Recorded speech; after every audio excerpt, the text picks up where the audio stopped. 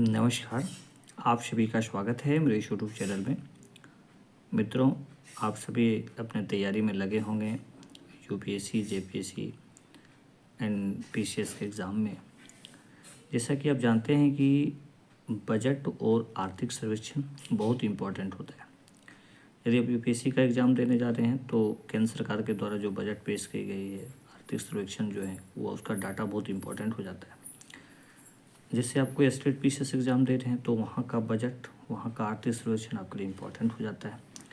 लेकिन आप किसी स्टेट पीसीएस में की एग्ज़ाम देने जा रहे हैं तो आपको भारत का जो केंद्रीय बजट है और सर्वेक्षण है उसको जानना चाहिए। तो मित्रों, आज हम कुछ चर्चा करेंगे केंद्रीय बजट 2023-24 के कुछ डाटा का। जिसे सिंपल समझ लीजिए कि बजट 2023-24 में 7 प्राथमिकताएं अपनाई गई है, जिसे क्या नाम दिया गया। मतलब इस बजट में 7 प्राइमरी जिसको बोलते हैं प्राथमिकता, इम्पोर्टेंस अपनाई गई है, प्राथमिकता दिया गया कि इस एरिया को सबसे ज़्यादा फोकस करना है। उसको नाम क्या दिया गया, तो उसको दिया गया है सप्तऋषि। क्या नाम दिया गया है? सप्तऋषि। याद रखिएगा, ठीक है। आगे है कि निम्नलिखित में से बजट 2023-24 के 7 प्राथमिकताएं से संबंधित हैं। कौन कौन? जैसे इसमें एक ऑब्जेक्टिव फॉर्म के जैसा क्वेश्चन में चर्चा कर रहा हूँ, जैसे समावेशी विकास, हरित विकास, अंतिम व्यक्ति तक पहुँचना, सक्षमता को सामने लाना, 5वां वित्तीय क्षेत्र, 6ठा अवसंरचना एवं निवेश, 7वां युवा शक्ति, भारत प्रगति। ठीक है, तो ये बहुत इम्पोर्टेंट प्रश्न है। इसका जो है आपका जो समावेशी विकास है वो बिल्कुल सही है, हरित विकास है बिल्कुल सही है, अंतिम व्यक्ति तक पहुंचना बहुत ज़रूरी है, सक्षमता का सामने लाना, वित्तीय क्षेत्र को भी फोकस किया गया है, अवसंरचना एवं निवेश। तो ये 1 2 3 4 5 जो मैंने 6 बताया वो बिल्कुल सही है। युवा शक्ति, भारत प्रगति, ये इसमें मेंशन नहीं है। ठीक है, चलिए। इस बजट के अनुसार यानी 2023-24 के बजट के अनुसार भारत सरकार ने किस वर्ष तक स्किल सेल एनीमिया का उन्मूलन करने का लक्ष्य रखा है। एनीमिया जो है सो उसको उन्मूलन करने का लक्ष्य रखा है। ये भी बहुत इंपॉर्टेंट डाटा है। तो 2047 तक एनीमिया को जड़ से समाप्त कर देना है।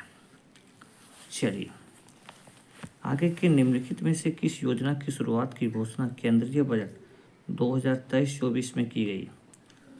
जैसे कुछ ऑप्शन है, जैसे अमृत धरोहर स्कीम, प्रधानमंत्री कौशल विकास योजना, ई न्यायालय परियोजना चरण 3। ठीक है, तो ये हो जाएगा, है ना, सभी ई न्यायालय परियोजना, प्रधानमंत्री कौशल विकास योजना 40, अमृत धरोहर स्कीम।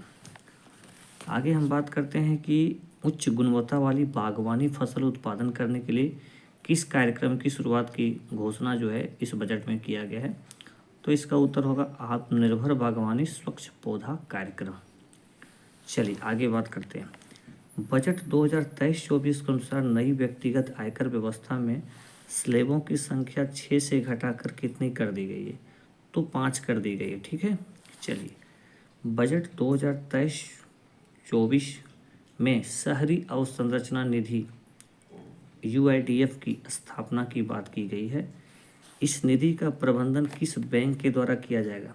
तो राष्ट्रीय आवास बैंक के द्वारा जो है इसका प्रबंधन किया जाएगा।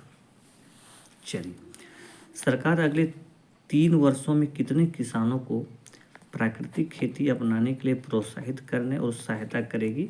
तो 1 करोड़ किसानों को। ये डाटा को एकदम याद रखिएगा, ये आपको 11 JPSC में भी पूछा जा सकता है। देखिए, बजट में चर्चा किया गया IGOT कर्मयोगी क्या है। IGOT कर्मयोगी क्या है, तो इसका उत्तर होगा एकीकृत ऑनलाइन प्रशिक्षण केंद्र, एक ट्रेनिंग सेंटर। ठीक है, चलिए आगे हम लोग बात करते हैं। बजट भाषण 2023-24 में PVGT विकास मिशन की चर्चा की गई है। यह किस वर्ग के सर्वांगीण विकास हेतु समर्पित है। तो इसका उत्तर होगा संवेदनशील जनजातीय समूह, जनजातीय समूह।